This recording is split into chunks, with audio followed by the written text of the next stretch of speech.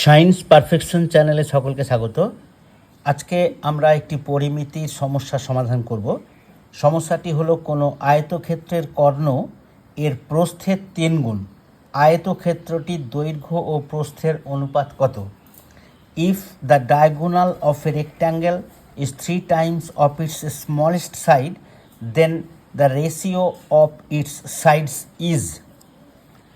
সমাধান: A B C D একটি আয়তক্ষেত্র, বিসি দৈর্ঘ্য, এ বি প্রস্থ। ধরে নিলাম এ বি প্রস্থ ইজ ইকুয়াল টু এক্স, তাহলে কর্ণ হবে 3x এবং দৈর্ঘ্য Y.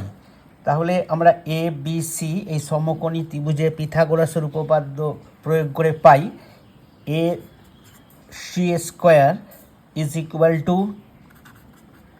A B square plus BC square, 3x whole square is equal to X square plus Y square, বা Y square is equal to 9x square minus X square, 3x whole square is equal to 9x square minus X square, বা Y square is equal to 8x square. অতএব Y is equal to root over of 8x square is equal to root over of 8x is equal to 4 into 2x is equal to 2√2x।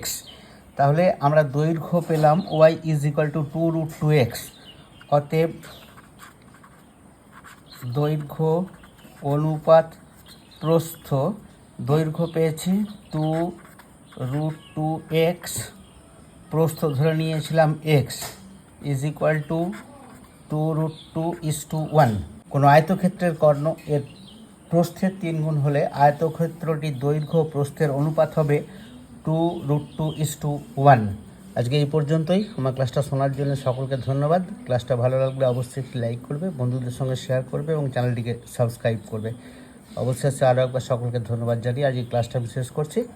নমস্কার।